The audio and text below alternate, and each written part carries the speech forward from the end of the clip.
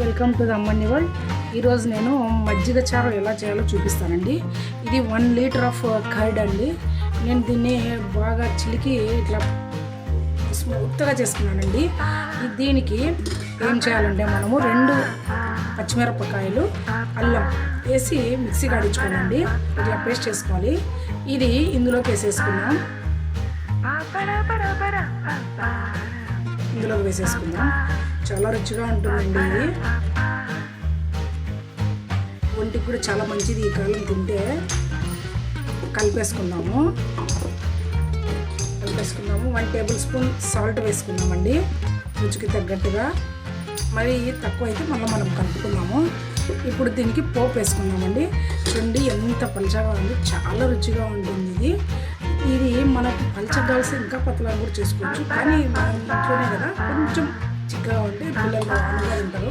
మా చిన్న కొడుకు పెరుగు తినడండి. వాడి కోసం ఇట్లా చేస్తాను నేను. వాడు పెరుగు అనేది తినడండి. వాడి కోసమే ఇలాగా స్టవ్ పెట్టుకొని చిన్న పాత్ర పెట్టుకున్నాను. కొంచెం ఆయిల్ వేసుకున్నాను. ఇందులోకి జీలకర్ర వేసుకున్నాం. తర్వాత శనగబ్యాళ్ళు, ఉద్దిబ్యాళ్ళు వేసుకుందాం.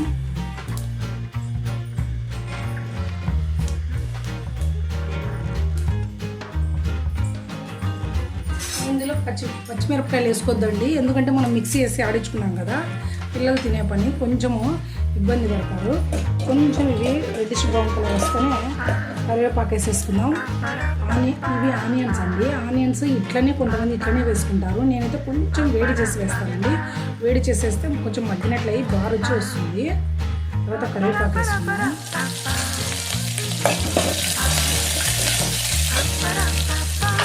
లైట్గా పసుపు వేసుకోండి, కలర్ఫుల్గా ఉంటుంది.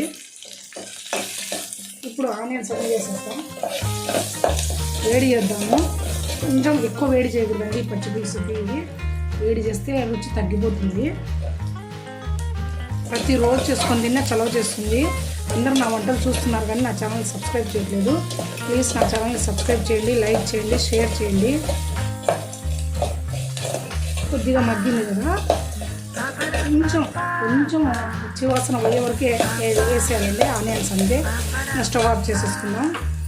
ఇది పూర్తిగా ఈ పోపు చల్లారిన తర్వాత మజ్జిగ వేసుకోవాలండి, లేదంటే విరిగినట్లు అవుతుంది మజ్జిగ. అది ఎలాగో నేను మీకు చేసి చూపిస్తాను. స్టవ్ కట్టేసుకున్నా, కొంచెం చల్లారనివ్వండి. ఇప్పుడు పూర్తిగా చల్లారిపోయిందండి. ఈ మిశ్రమంలోకి మనం చేసుకున్న మజ్జిగ వేసేసుకున్నాం. చూడండి ఎంత కలర్ఫుల్గా వచ్చిందో, చాలా రుచిగా ఉంటుంది. పసుపు నేను లైట్గా వేసుకున్నాను, మా బాబు కనుక్కుంటాడండి, అందుకు. ఇది పసుపు ఎక్కువ వేసుకుంటే కలర్ఫుల్గా వస్తుంది. నాకేమో సరిపోయింది పసుపు, చాలండి. ఇది ఇట్లా సర్వ్ చేసుకుంటే చాలా రుచిగా ఉంటుంది. ప్రతిరోజు తింటే మరీ మంచిది ఈ కాలం అంతా. ఈ వీడియో ఇంత ఓపికగా అయినందుకు చాలా థ్యాంక్స్ అండి.